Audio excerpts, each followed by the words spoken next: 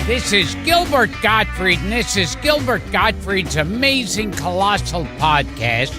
I'm here with my co-host, Frank Santopadre, and we're once again recording at Nutmeg with our engineer, Frank Verderosa. When we started this podcast over 3 years ago, we fantasized about getting the chance to talk to certain showbiz icons, but we figured it was mostly a fantasy. Well, one of the people on our list is here with us today, and we couldn't be more thrilled about it. He's a writer, producer, director, activist, and one of the most influential artists in the history of popular culture. As a writer, he's created material for Dean Martin, Jerry Lewis, Danny Thomas, Frank Sinatra, Danny Kaye, Bobby Darin, Bob Newhart, Dick Van Dyke, and Henry Fonda, to just name a few.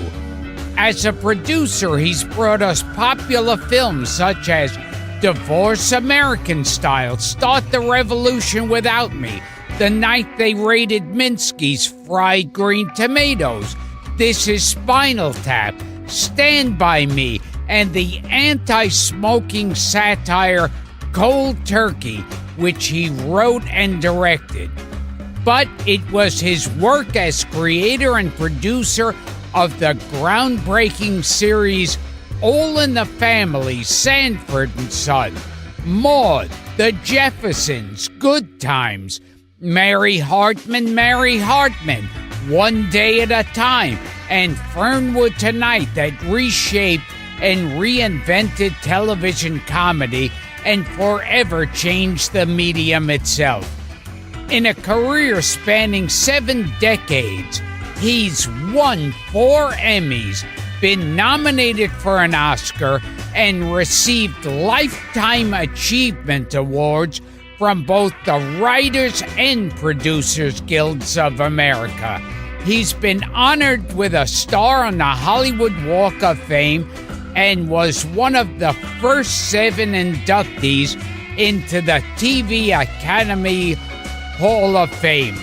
And in 1999, he was awarded the National Medal of Arts by President Clinton. His terrific memoir called Even This I Get to Experience.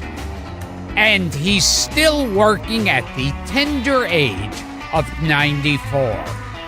We're pleased to welcome to the podcast a man who is proud to this day to see his name included on Richard Nixon's enemy list, the legendary Norman Lear.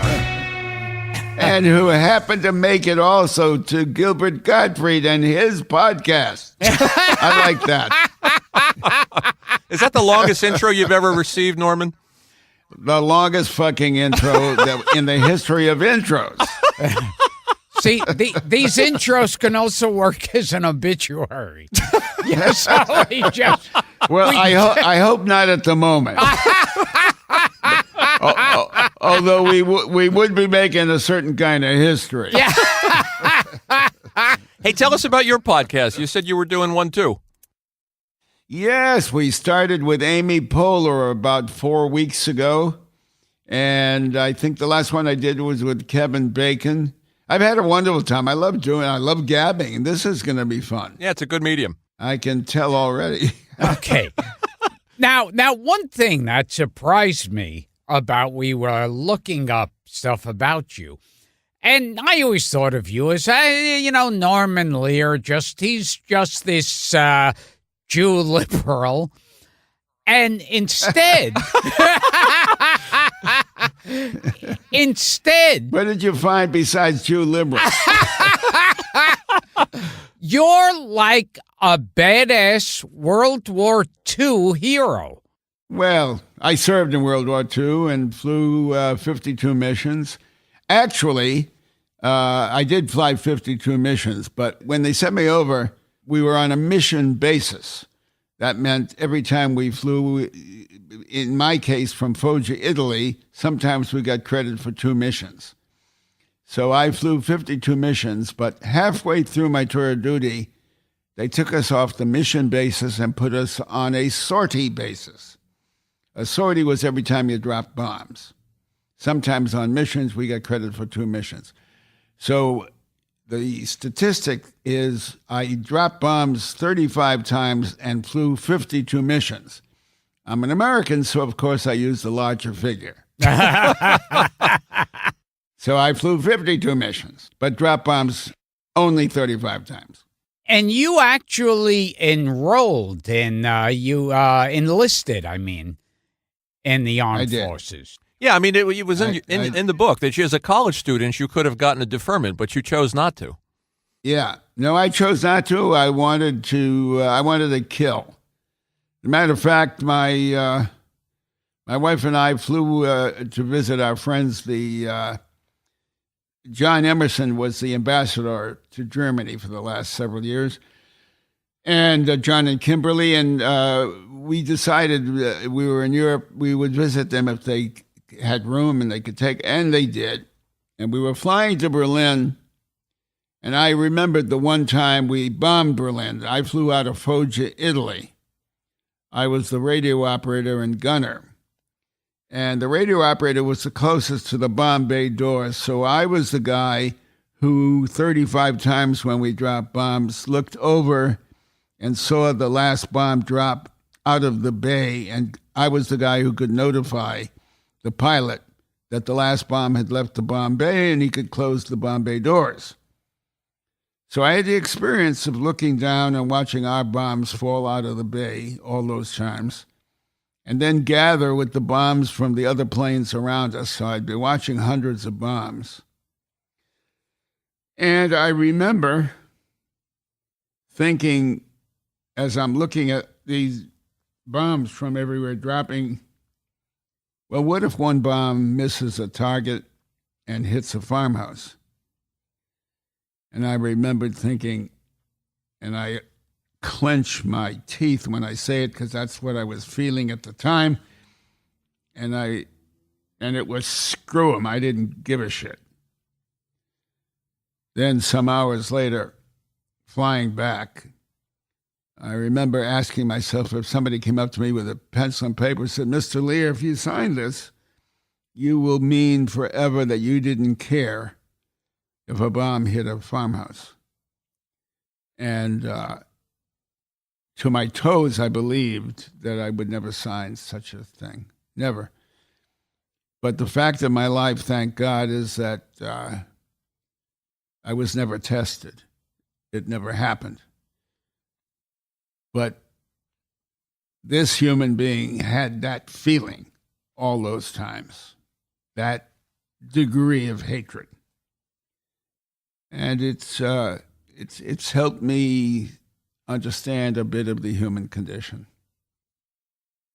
And was it your experiences with anti-Semitism that kind of pushed you into the war?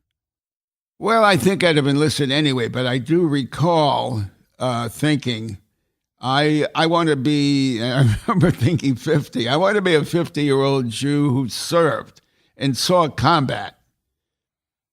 And I guess that was because, what we heard about the Nazis and what they were doing to the Jewish people. I don't think the Holocaust was in our language when I enlisted, but the fact that they were rounding up Jews and Jews were looking to leave Germany, and our own administration at the time chose not to accept a shipload of Jews that were trying to get to America. And all of this stuff was in the air, and I wanted to be a Jew who served. And God, I hate to say it, and killed. And it was interesting missions because you're a Jew, and you were a lot on the missions with the Tuskegee Airmen. Yeah, 2 years ago, they found out, I don't know how the Air Force found out, but I got a call they knew that I had flown from Foggia, Italy to Berlin, which was the longest, it turned out, was the longest trip in the European theater. And they found a Tuskegee airman. His name was Roscoe Brown, president of a university earlier in his life. And we should tell the people listening, the Tuskegee Airmen were like an old black outfit. They were the only black Yeah. squadron of fighter planes that flew escort for the bombers. And they were in a plane of P-51, and the Tuskegee guys had a red tail. The tail of the plane was painted red. And when we saw the red-tailed P-51s come, we felt a little more comforted because they flew closer somehow and often flew over the target. And I for one, felt, well protected with the Tuskegee guys in the air.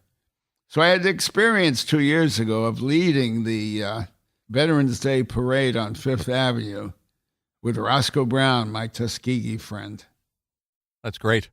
So a Jew and a group of black men bombing the Nazis.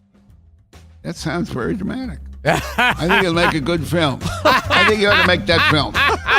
It's a lot of responsibility, Gilbert. Herman, let's talk about some of the stuff in the book about your childhood. And I also watched the documentary, Just Another Version of You, which is great, on American Masters. And it's very touching when you go back to Coney Island. And you're reminiscing about when you had the fun. And Gilbert's from Coney Island, which is another reason I bring it up. Yeah, I was born there. Oh, is that right? Yeah. Tell me, how old are your girls now?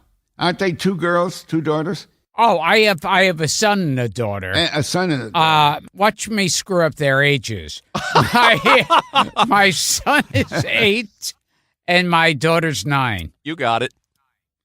Well, I saw a sweet picture of them in your documentary, which I thought was terrific. Oh my God! Thank you. Wow, what a compliment. And I thought it was. It's a wonderful documentary, and I saw as much of it as I could, getting ready to prepare for this because we hadn't really met. I know your work well, but I wanted to know more about your life, and I like your life. Oh, thank you so much, Norman. It's a good doc. Credit to the filmmaker, Neil.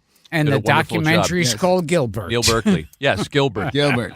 Well, my documentary was made by two women. I had absolutely nothing to do with it except show up a couple of days, only a couple of days. The rest they took out of, historic footage. I don't know where they found it all. And they did a glorious job making the documentary, I thought. Yeah, and now, great. could you tell us about, your child life was really interesting. Tell us about your father, first of all. Well, my father, it's difficult to talk about in the heart. I want to call him a rascal. I love the word rascal. It's hard for me to talk about what he really was. But he served time. He lied. He stole. He cashed bad checks. He took. He borrowed $200 from my friend Herman Rosen. I learned this long after my dad passed, and I was still in touch with Herman. He's gone, and he gave up the only $200 he had to my dad, who begged him for it, and was going to pay him back by check. And weeks went by, and he didn't get the check. And Herman called him, and finally he said he had sent him a. He said, "No, I'll bring the money to you." And Herman said, "You don't have to. You can just send me the check." He said, "No." And my father shows up and brings him the $200 months and months later, and says, "I sent you a check a long time ago, Herman." Herman said, "Yes, you did, but it bounced." And he said, "Well, this is why I wanted to come over and talk to you in person. When you receive a check, you go to the bank and you cash it right away. You don't wait 2 days." and when your father was arrested, and you were 9 at the time, so this was, Yes. and his picture was in the papers, hiding his face, Yes. and you talk about some guy in the neighborhood coming. Oh yeah, my mother was selling. My mother was shamefaced. Couldn't live in Chelsea. We were in Chelsea, Massachusetts, and she was selling the furniture, and we were going to move. It turned out I was sent to live with an uncle, then another uncle, and finally with my grandparents. But this evening, people were in the house looking at furniture. I was 9 years old. I'm clutching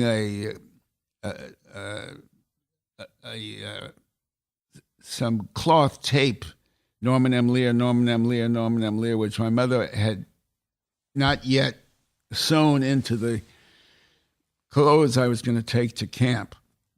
I was supposed to go to camp in 2 weeks. Of course, I never did go to camp, but I'm clutching that roll, and I'm in that situation, and my mother's selling my father's red leather chair, from which he and I used to listen to the Friday night fights from Madison Square Garden. It was very precious. And this asshole who was about to buy my mother's chair, my father's chair, puts his hand on my 9-year-old shoulder and says, "Well, Norman, you're the man of the house now." And I like to think that was the moment I understood the foolishness for the first time, the foolishness of the human condition. What kind of a fool tells a kid in that situation he's the... Oh, and then a moment later he's saying to him, there, Norman, a man in the house doesn't cry. So that moment really influenced you. It influenced me a lot, I think. Fair to say it influenced your work, since you made so many shows and so much television about the human frailty and about the absurdity of the human condition. Do you ever think about want to thank him for that moment? Well, I thank everybody that ever happened my way for every single moment. Because, as I said earlier, it took me all of these years, these moments, these days to get to look at you two guys on this little screen and know that we're talking to tens of thousands or hundreds of thousands or however many people. 1 million a month, we're happy to say. That's a big crowd, 1 million a month. That's why we went out and we got you. After this, I want to invite everybody over to my house for a cup of tea. Okay. Now, aside from your father, you had an uncle who was a hold-up man? Oh, my God. I haven't thought about Eli in a long time. Yeah, no, I worked when I got out of the service. I always wanted to be a press agent because I had one uncle. He was my hero. One uncle in the course of the Depression who used to flick a quarter to me now and then. I wanted to be an uncle who could flick a quarter, so I wanted to be to a nephew. So I wanted to be a press agent. And I got out of the Army, and I was a press agent in New York. And my job, a piece of my job, was to open the office earlier than the others and look in the newspapers to see if any of our clients had made the columns, the Louis Sobel, Ed Sullivan, Walter Winchell. And there on the front page of the New York Daily Mirror was Toy Gun Bandit nabbed in Philly.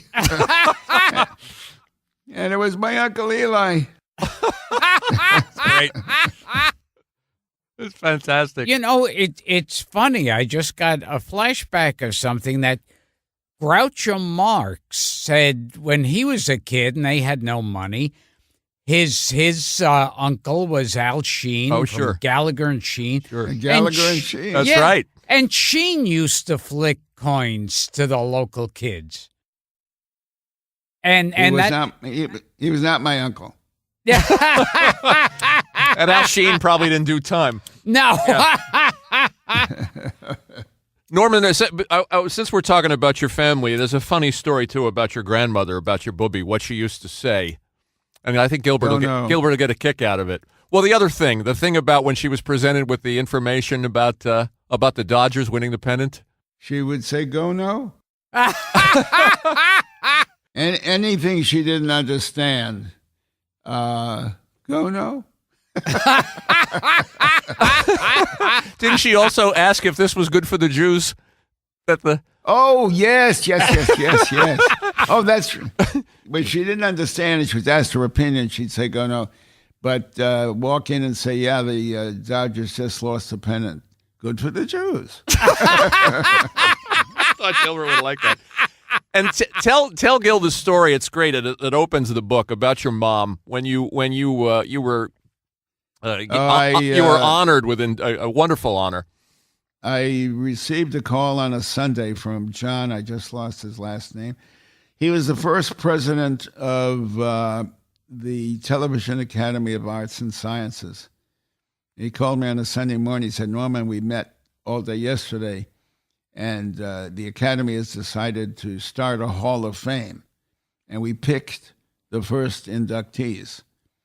And they are David Sarnoff, who started CBS, and Bill Paley, who started NBC, Bill Paley, who started CBS, Edward R. Murrow, Patty Chayefsky, Milton Berle, Lucille Ball, and you.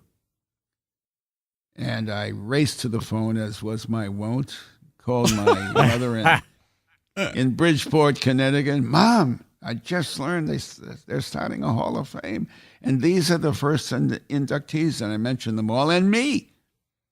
And she said, listen, if that's what they want to do, who am I to say? That's so good. And also, you had an uncle who got angry at you for peeing too loud. Yeah. That's another good one in the book. This is my father's brothers were quite a crowd. Eddie, before I tell you that story, his son Harold was like one of my best friends, my cousin Harold. And the summer that I stayed in Woodmont, Connecticut, when my father was away, I'll tell you the Uncle Eddie story in a moment, but that summer, Harold and I would be out playing. It was my 10th summer and his 11th. And, 5 o'clock in the afternoon, he'd hear this whistle, and we'd run home because the whistle meant his dad was home. His dad would whistle for him. And my little heart ached because I just so wished I had my dad with me and whistled for me. So we're in our 30s, Harold and I, having a glass of wine one day. And I tell him, I had never told him this, that when his dad came home and whistled for him, I felt this way. And Harold said, oh, my God, really? He said, I felt like a dog. That's interesting. That's a telling story. Telling story. Tell us about the peeing incident you had. It was that 10th summer, and I get up at 5 o'clock or sometime in the early morning, and I'm peeing. And it was a cottage in Woodmont, Connecticut. There were 4 bedrooms, and you could hear everything in every bedroom, and suddenly the bathroom door is crashed open, and it's bouncing again, making all the racket.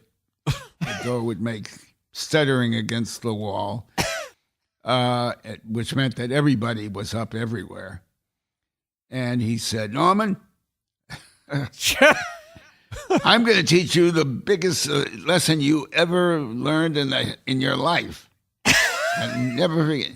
He said, and he took out his thing and he peed into the bowl and he said, you hear that?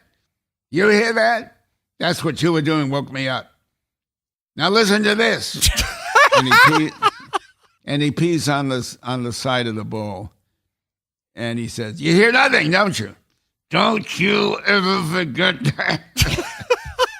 The first thing that I ever wrote when Simmons and I teamed up was telling that story in the way we thought Joe E. Lewis, who was a great comic at the time, nightclub comic, would tell it. And he wound up, I remember the two lines that he wound up, so never forget it, ladies and gentlemen, that water sprayed on water makes a sound that all can hear, but water spritzed on porcelain falls silent to the ear. That's beautiful. That was the lesson men through the centuries of all races, all stripes understood. You gave us the perfect segue, Norman. Let's talk about you launching your writing career, because you were doing PR work. Can we talk about Gilbert? Finally, what would you like to know? Finally, a guest next to my own heart. Yes. When I do these interviews, I'm always thinking, can I switch it over to me somehow? Yes. When you're with your family, you're talking like I'm talking now. And you get into the comedy, and I'm trying to do now a Gilbert Gottfried impersonation. But I can't. It's not bad. I wish I had that laugh. I love that laugh. So where did that come from? When did that start? What, my personality? I love your showbiz personality. Yeah. Yes, he is. Larger than life. It's a weird thing. I always say this. It's like, to me, I've been like working so long and going on stage so many times that one day I woke up and realized, wow, I've been doing it this way for this many years. It's kind of like if you went up to somebody in a restaurant and said, hey, the way you're holding that coffee cup, where did you develop that? And the person would say, 3 days ago, it was 4:10 in the afternoon. And can we get to Martin and Lewis you worked with? Yes. He sure did.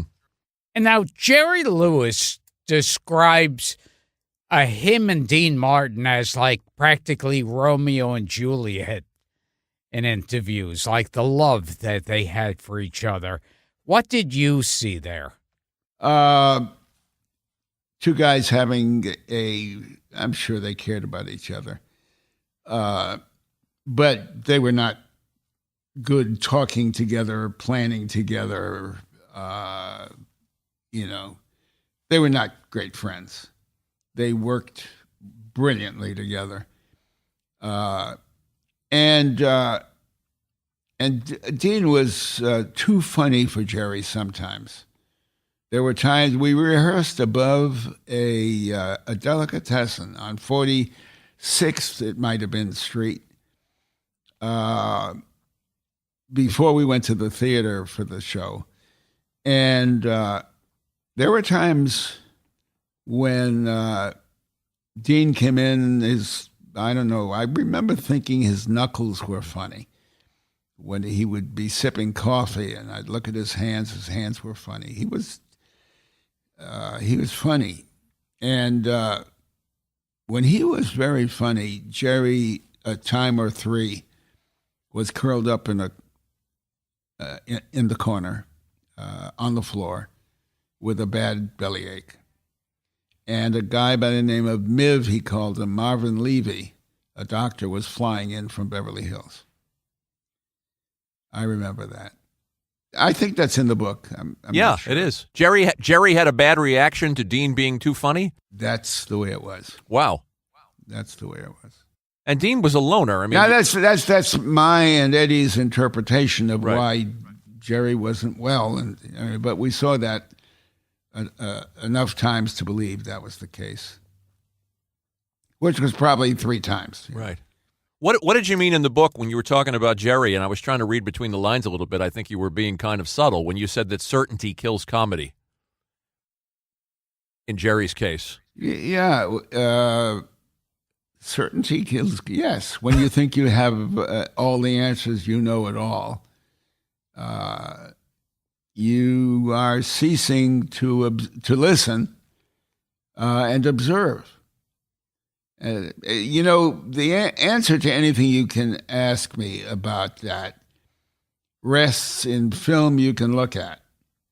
Just look at Jerry Lewis as he hosted the Muscular Dystrophy Awards, or the telethon. The telethon.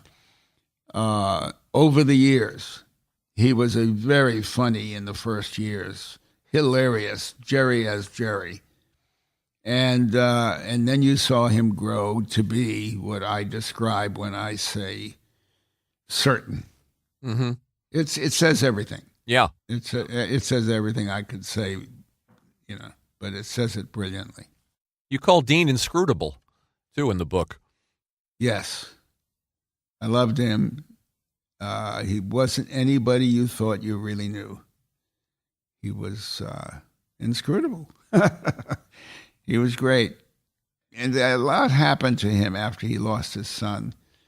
I'm not sure where the inscrutable, whether that was there at the very beginning also. But if inscrutable can become more inscrutable, it did when he lost his son. I remember hearing Jerry Lewis say that he said to his wife when he found out Dean's son had died, and he said, "My partner died today," because he knew this would destroy Dean. The death of his son. Yeah. I don't know what to say. I'd like to say this about my partner, Ed Simmons. Yeah. When they broke up, everybody thought, Jerry was going to be the biggest star in the world, and poor Dean. That was the message we got a lot. Anyway, Eddie went to Dean and said, I want to help you do whatever it is that you want to do. I'm not looking for a job. I don't want any money, but I want to help you write the new Dean Martin. And Dean said, and he mentioned a name that I mentioned earlier, Joey Lewis. Joey Lewis was gone by then. And Dean said to Eddie, Joey Lewis used to have a drink in his hand, and he used to hold it up and say, "Post time," and everybody, so that everybody knew he had a drink in his hand. He said, but he didn't really play a little, not drunk, but what's the word this side of drunk? Tipsy? Tipsy, yeah. And Dean invented that character for himself. And Eddie helped him with the first, 50 or what jokes. And if I just bring it up one more time, do you think there was an affection between Dean and Jerry? I think there had to be. It was not evident. I think there had to be. It's hard to talk about because it just wasn't all that. It wasn't evident. But how could you not love somebody who was helping you so much in both directions? There's two funny Jerry stories in the book, Norman. There's the one about him beckoning you into a darkened room, and the birthday. you want to tell that one, or the one about the special gift you gave him? Oh, the special. He had a birthday, and we knew everybody was bringing gifts. We went back and forth. We had no idea. We tried to find some funny idea. It was the day of the birthday, and we had an apartment we worked in instead of an office. And there was a broken window, and they sent somebody to fix it, and he was a Popeye-ish man. The early 70s or something. Wiry little old guy. And we had the idea. He fixed the window quickly. We said, "You want to work tonight for $100?" He said yes. And we took him down to Santa Monica and Fairfax, somewhere in that area, where there was they built boxes for mailing big objects and so forth. And he squatted, and they made a box for him that he could squat in. And we could put the top on at the last minute, and there would be a ribbon on the top and a ribbon on the sides of the box, and it looked like it was ribboned when we put the... Anyway, at the last minute, there was a huge coffee table in the Garon Playhouse, named after his sons, Gary and Ron. And at the last minute, we went out, we got the guy who was in the car with the motor running. It was a cool night. And walked up to the guest house, and he got in the box, and he was in cellophane up to his chin. And I was concerned that he might laugh. I said, if you don't laugh, you get an extra $20. And we put the top on. And we carried him in. Danny, the writer, great guy who wrote Barney Miller. Oh, later. Danny Arnold. Danny Arnold said, Simmons and Lear, they got him a TV set. It looked like a floor model TV set could be in that box. Anyway, set it on the coffee table where they were opening it, and Patty was the one who lifted the cover off the box. Jerry's wife. Yeah. And the little guy he had his eyes closed and his head bent, and he was biting his lip to keep from laughing. And everybody was crowded around, and the only doctor in the room, the same Miv that I mentioned earlier, is standing on a chair at the outskirts of the group, looking over. And the only doctor in the room said, "Oh my God, they got him a corpse." At which point, Patty screamed. The crowd went crazy. I'm yelling into the box, "Get up! It's okay. You can laugh now." And all I know is he was a big hit afterwards. We were shunned. And he went home. We left. He went home with Sammy Davis.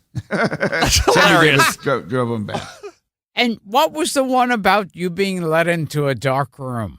We were in the hotel in Chicago. They were playing the Chez Paris there, and it was Jerry's birthday again. Well, maybe it was the same weekend, But anyway, we were going out to dinner, and Eddie and I knocked on his door. We were on the same floor. We knocked on his door. "Come in." We opened the door. It was pitch black. And Jerry was sitting with a candle, a little baby candle. You say it. It's in the book. Yeah. Is this where his dick is out? He's got an erection. And he's singing "Happy Birthday" to himself,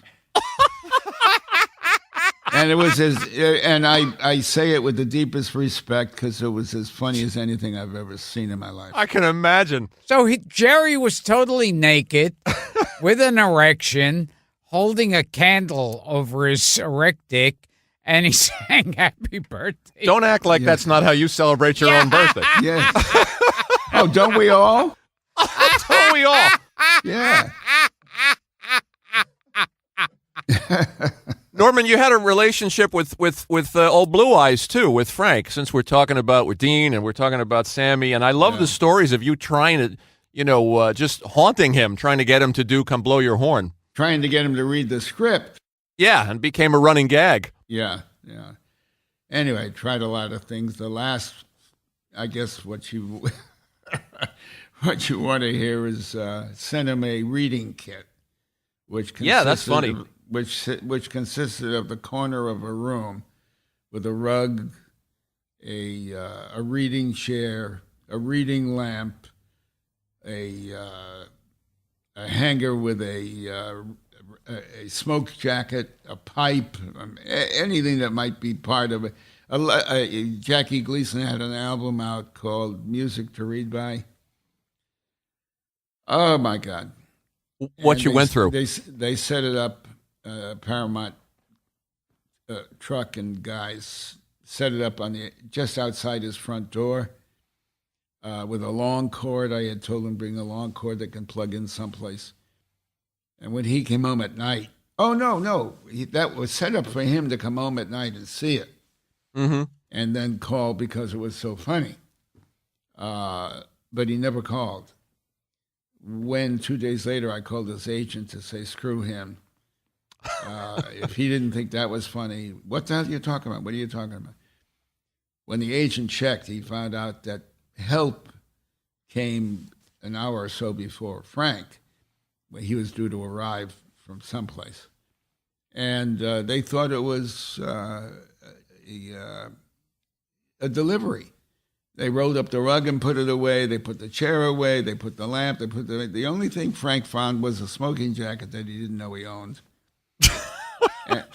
and he didn't, couldn't figure that out, but he never said anything.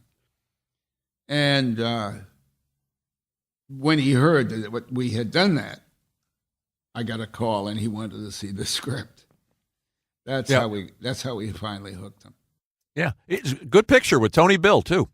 With Tony Bill. It was Tony Bill's first picture. Wasn't Edward G. Robinson in that? No. Oh, you're thinking of Hole in the Head. Hole in the Head. Yeah. But I remember as a kid when in Hartford, Connecticut, we learned that Edward G. Robinson was Jewish. It became a holiday in the Jewish community. Oh, good liberal Edward G. Robinson. Edward G. Rosenberg, I think his name is. That right? Yeah. Good card-carrying lefty. Yeah, the word got out that he was Jewish, and it was, my God, really. Norman, we jump around a lot. Let's jump into you. Let's make a couple. Let's get back to him for crying Gilbert? out loud. Gilbert. He really wants to know about you, Gil.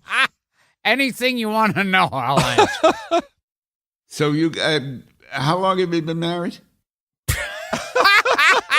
It's the interviewer in Norman coming out.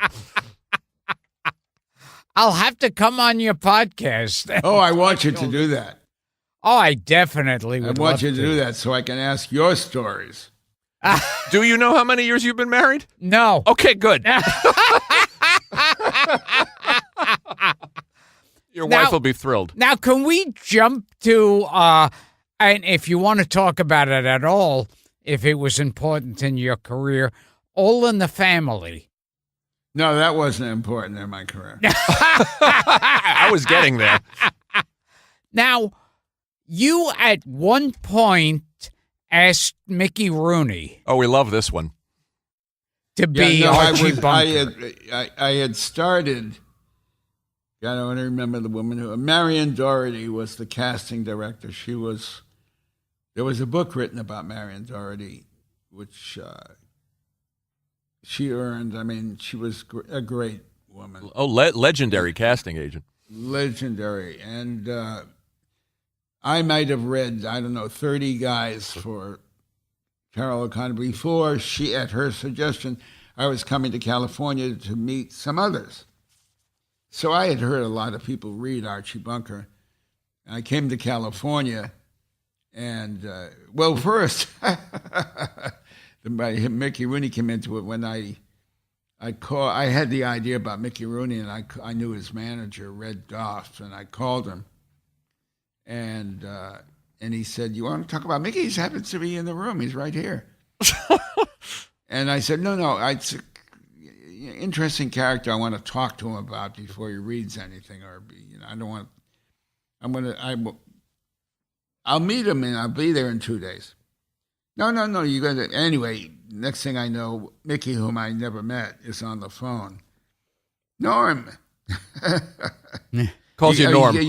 He called me Norm instantly and spoke of himself in the third person.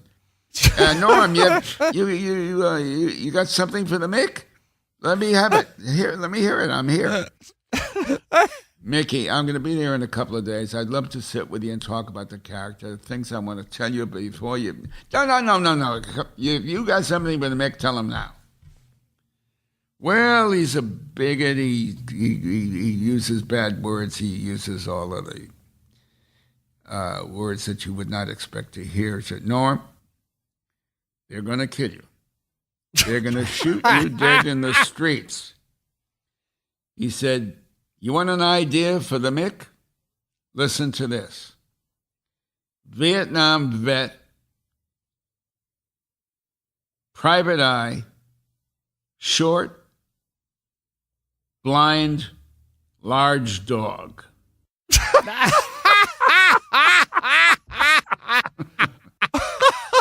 I kind of wish you had made that. They make that show with James Franciscus. Only he was taller. There's a show called Longstreet about a blind cop.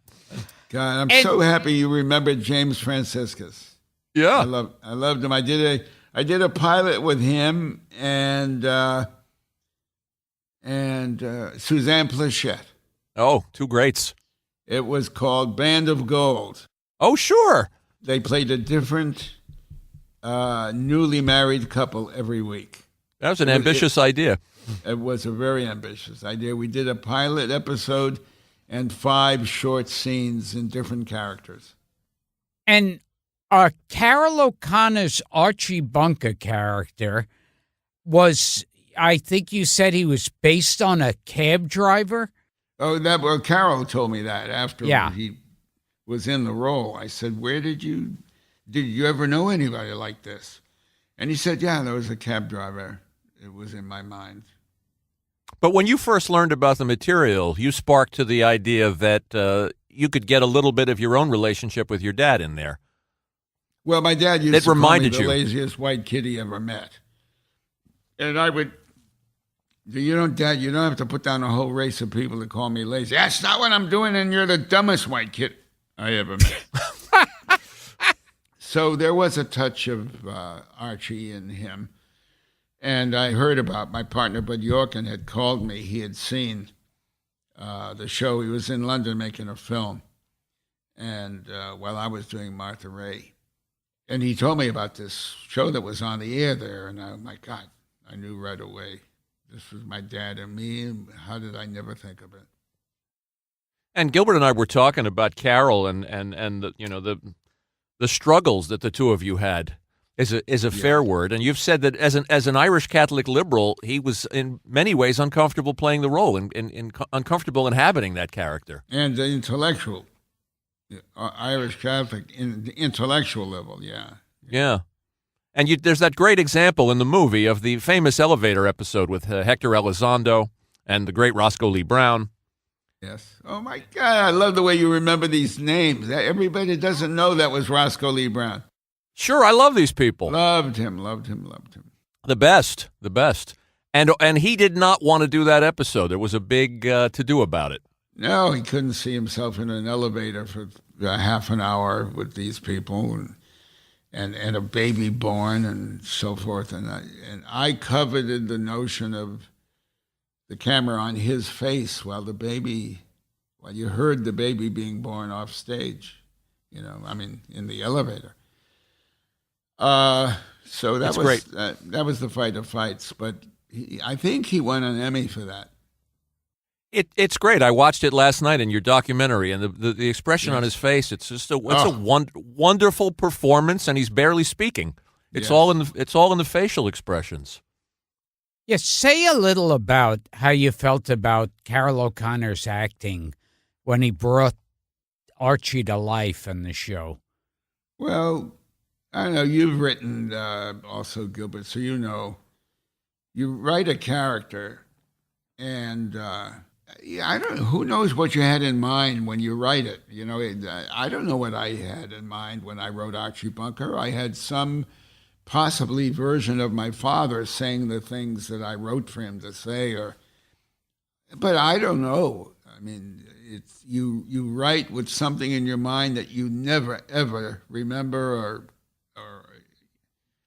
and then you hear an actor, so many actors reading it, and nothing happens. And some of them are very funny, and it just doesn't.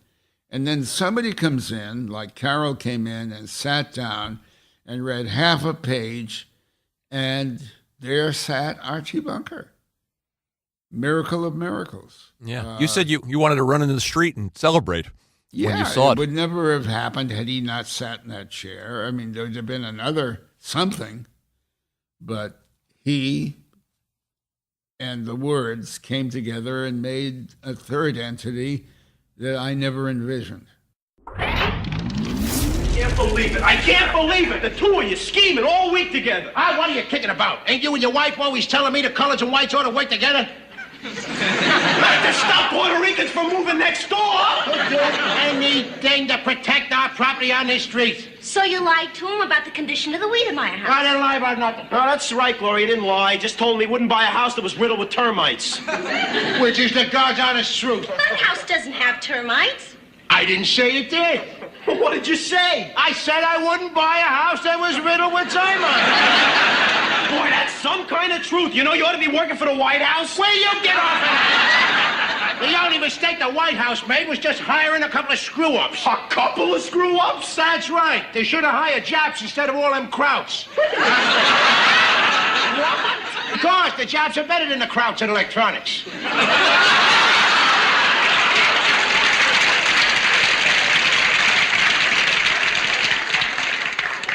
And if the Japs get caught, they do the right thing. They kill themselves.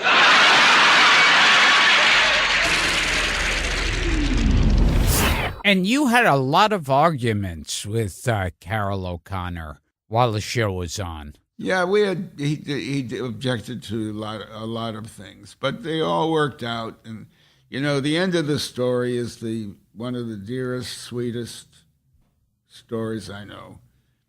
He passed. I went to his home to sit with his wife, Nancy. Number of people there, of course. She asked me to hang around because they were leaving. I did. She took me into his study where his desk sat. Very few things on it, but one page sat alone. It was a letter I had written him 4 or 5 years before, expressing how much I cared about him despite everything that was going on, and how much how much there would never have been an Archie Bunker had Carol O'Connor not read those words. That Archie Bunker for sure. And he had never said, it was my way of saying I love you.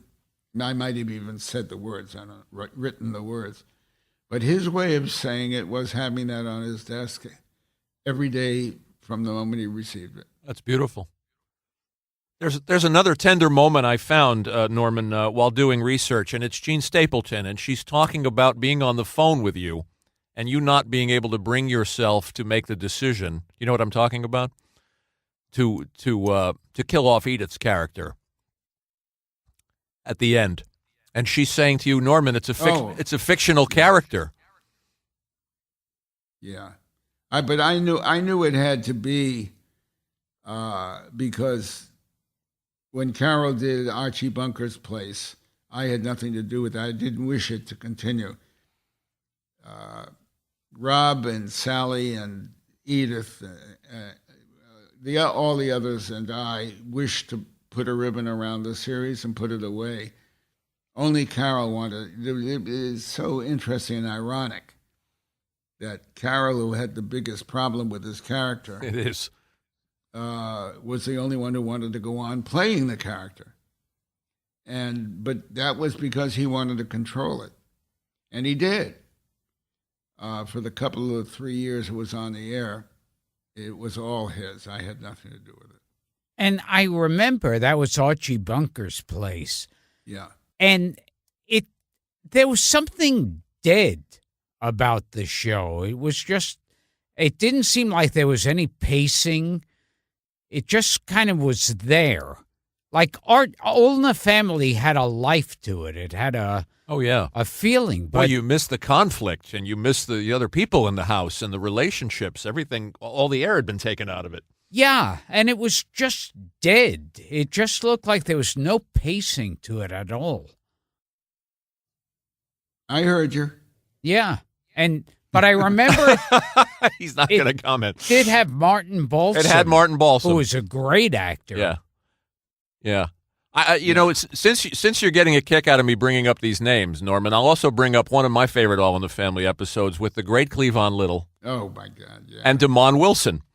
And I saw Coming in the window? Yeah, I was doing a little research on this interview, and I see it's one of your favorite episodes, too. Archie buys the the device that imitates the dog's barking. He buys a recorder. Oh, yes. To drive to discourage burglars.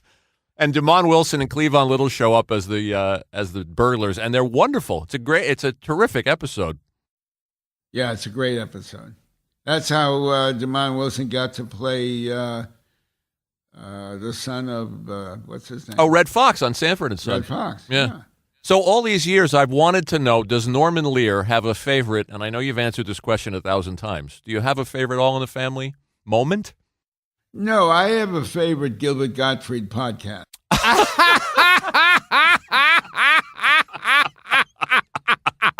Well, let me recommend the Carl Reiner episode then that we just did. Oh, did you do one with Carl? We did one with Carl, and he was wonderful. Yeah. He's great. And his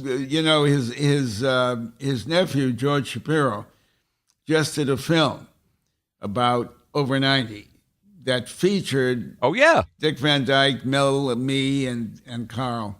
We had a great time. Oh, and that reminds me, you just recently worked on something about old people, because it's like in TV and movies, they don't seem to know how to write or portray old people. Oh, that's your pilot that you've been shopping. I think we're going to do it. That's wonderful. I think we're going to do it. It's all I can tell you is it's called Guess Who Died? That's the title. It's in a retirement home, and where people are living in their own, they're not all living together. They're in cottages in a retirement village, not a retirement home. So they're on golf carts, and they're on the golf course, and they're dancing, and they're in the community room, and they're living full lives, and they're in their 70s and 80s, and some in their 90s. And the title is Guess Who Died? And what do you think are the biggest mistakes that TV and film make in showing an old person? Well, I think they make the mistake that the culture makes. You know, that it's all downhill. You know, actually, it should be uphill, because that's where they say we're going. That's what people expect. We're going there. You know, the culture looks at old people from every negative point they find they can make funny. And it's not what I'm experiencing, and it's not what Carl and Mel are experiencing, and a number of other people who were involved with the film. The culture has a lot of things wrong. The culture... Look what, while the culture is bemoaning the fact that women don't get are not treated as even-handedly as men, look what the way the culture sells women. The sex that they decry, they sell. Yeah. Yeah, it's a bit of hypocrisy. Yeah. And another person you had trouble with a hit show and we just had him on the show recently, and that's John Amos. Yeah, we had John Amos here a couple of months ago, yeah, Norman. Yeah. And he says you changed his life in a big way. I love him. I mean, we had a difficult time. It's all of that shit is well known. But boy, here's a story that isn't well known. I did a second show with him, 704 Hauser. Yeah. Do you know about that, Frank? Sure. You also didn't you do Mr. Dugan with him? Mr. Dugan that was, what's his name? And I didn't do that. I had left. And okay. That's another long story. Well, 704 Hauser we know. 704 Hauser, but what you don't know, or you would have mentioned it, asked me about it, was there were a couple of pre-shoots. It was live in front of a live audience, like all the stuff I did. But there were a couple of pre-shoots the day before. The second day, after having him on camera in the pre-shoots, he came into work having been at the barber shop, and his hair was shaved. He had a full head of hair the day before, which we had already shot. Continuity problems. Yeah. So we had to stop for 2 or 3 days while they made a hairpiece for him that was made by some brilliant artisans. But it was the only way we could go forward. I always viewed that as the greatest fuck you in the history of show business. Yeah, because he was John, and now I'm getting, of course, Esther Roll is who Roll. you're thinking of. And I heard that the two of them, they wanted it to be a more serious show, and it was sort of like with Jimmy Walker. They thought it was getting more silly. Well, they said they were bearing the responsibility of it being of representing the a black family in a way that wasn't talking down to them. Yeah. Well, the show, people love the show, and I hear about it all the time now, from young black people who are seeing it in reruns and watching it with their families, and from older folk who watched it as a family. And Jimmy Walker distressed them because Dynamite got laughs that I'm sure we did too often, but we were making 22 shows, and an actor found a way to get a laugh, and he used it more than he should have, and we allowed it. And that might have been a mistake, but it couldn't have been more popular. Ask me when I last saw Jimmy Walker. When did you last see Jimmy Walker? It was at a dinner at the Beverly Hilton Hotel. It was at a big dinner. We had a big table of people, some I didn't expect. Among them was Jimmy. Asked me who his date was. Who was Jimmy Oh, Walker? I know the answer to this. Not someone Norman can't possibly be very fond of.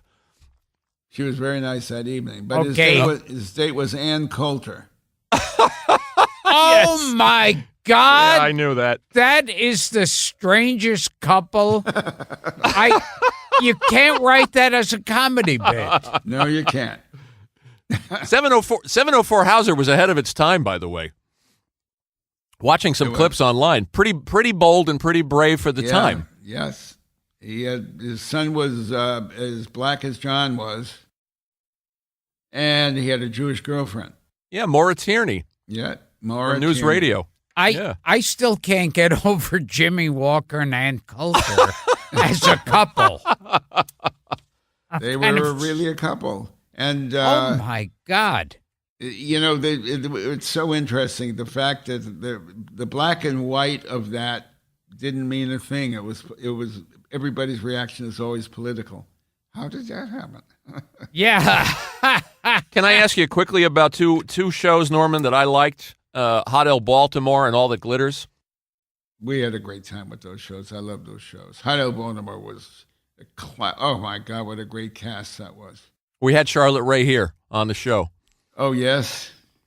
How long you been doing this? How many have you done? 3 years. We've done 160 of them or 170 of them now. 6 months ago, I didn't know what a podcast was. Well, we're glad you do now. I still It's don't. amazing. It's a great new world. He still doesn't. And you bought the Declaration of Independence? He did. So did I.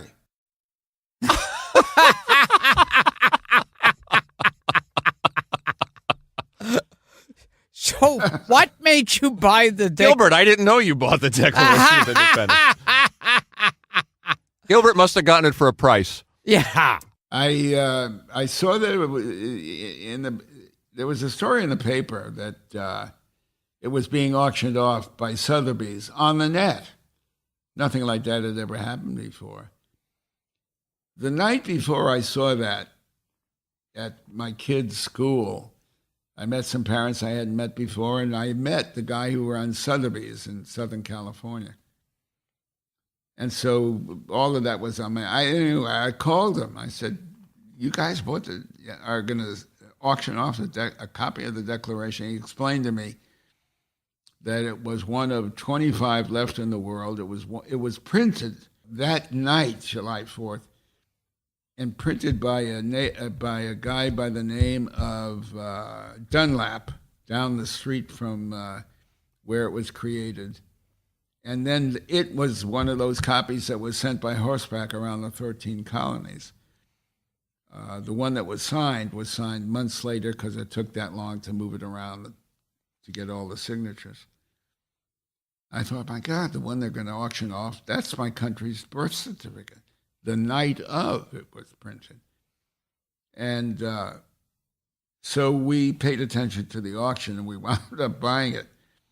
But when I did, I knew that it would travel. I wasn't buying something that I was going to put in my home or anything. It belonged to everybody, and it was going to travel. And it did. The post office gave me a 26-wheeler. David Rockwell, the great architect, designed a giant exhibition that broke down for smaller venues.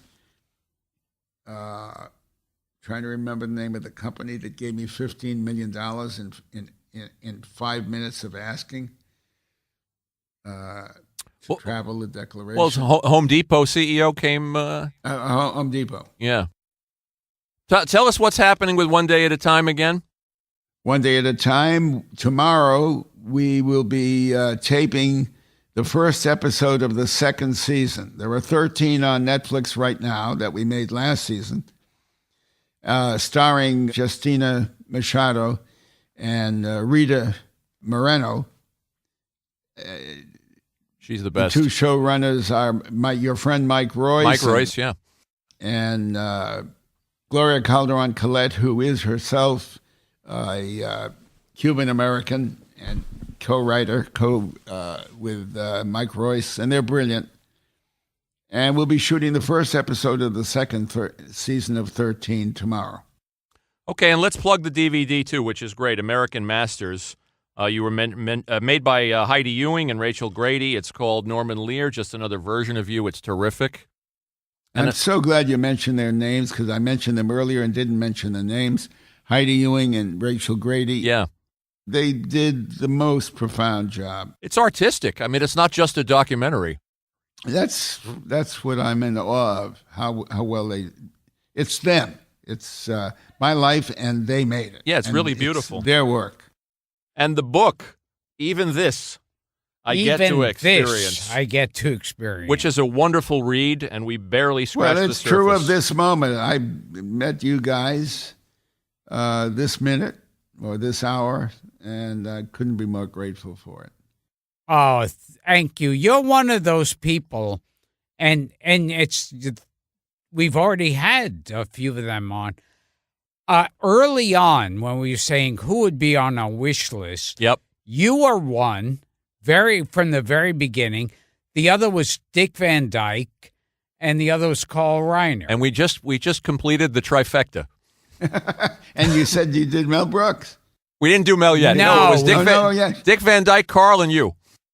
Oh, that's great. Yeah. Great. We said, you'll complete the quartet. You had another story about your mother. While you were in the war, you would write her letters. Oh, yes. Okay, yes. Tell us that one. You want to take us out on that one, Norman? Well, no, it's a simple, sad story. I knew about I wrote these letters. I couldn't get over that. I remembered when I came home that they were like writing love letters. I was married, but we didn't have anything going. You know how I got married? That's in the book too. I was stationed before I went overseas at the University of Buffalo. Your first marriage, yeah. Yeah, and my great friend fixed me up with an Irish friend, a girlfriend, Helen O'Leary. And the joke of the evening, we were sitting at the Statler Bar, at the Circus Bar in the Statler Hotel in Buffalo, New York, up at the top. And it was moving so slowly in the circle. And Helen O'Leary, the joke was, we got married, she'd be Helen O'Leary Lear.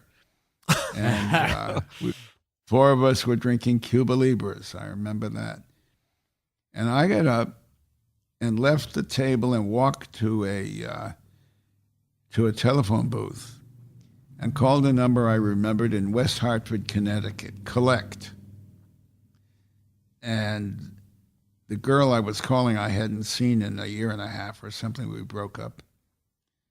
And she picked up the phone. Hello. I said, hello. And just from the sound of hello, she said, Norman? And that thrilled me so much that within a minute I was saying, you want to come up to Buffalo? We'll get married. Just the voice on the phone.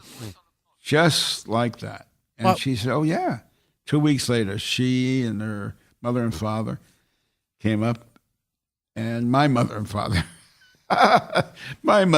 came up for us to get married. And my father, to my surprise, when they arrived, brought Sidney Feynman, his friend, who he introduced as my best man. I said, Jimmy Gorman was that fellow. I was my friend who fixed me up with Helen O'Leary. I said, Dad, my great friend is Jimmy Gorman. He's my best man. My father, as sad as I've ever seen him, said, Norman, we can't do that to Sidney. He's a sick man. He's not well. And he was my best man. the unwell Sidney Feynman. Bizarre. And Jimmy Gorman. But these letters, you were writing like love letters to your mother. Oh, yes. She showed me the letter. I asked her if I could see the letters, and I saw the letters, and I couldn't believe them. And then a year later, I said, Mom, I'd like to take those letters. I'd like to have those letters. She had thrown them away. Wow. She had tossed them. Well, you saw them. Yeah. There's also a funny story in the book, too, about your mother meeting Sinatra, and you tell her he doesn't like to be touched, so of course she goes up and throws her arms around him. Yeah. Yeah. The book's full of great stories. We urge our listeners to get it. We've only told a few of them, folks. Yep. Even The this book I is get still to out experience. Norman, this is a thrill for Gilbert and me. It's a thrill for me, too. I loved it. Thanks. We thank you, and we thank you for all the years of entertaining us. I appreciate that. And thank you for this, and thank you for the years you've entertained me, Gilbert. Oh, thank you. What a compliment. Oh, wow. Thank you. And if you come back again, we'll only talk about me. Great. I'd like that. So I leave you with my favorite expression in the English language. Yes. Yes, please do. Which I promise will grow on you. To be continued. Oh, okay. Well, this has been a thrill. Thanks. Thank you, Norman. And we'd have to have you back on 100 times, just to scratch the surface. Yeah, I got 30 cards here, Norman. We got to about 10 of them. You've done a lot. Great. We'll do it again. Okay, buddy. And we'll do it again on my podcast. I'd love Absolutely. All in the Family was recorded on tape before a live audience. This has been Gilbert Gottfried's amazing Colossal podcast with my co-host Frank Santopadre. And we have had a guy, we've just been talking to someone who really deserves the term legend, and the great Norman Lear. Thank you. To be continued. Thank you, Norman.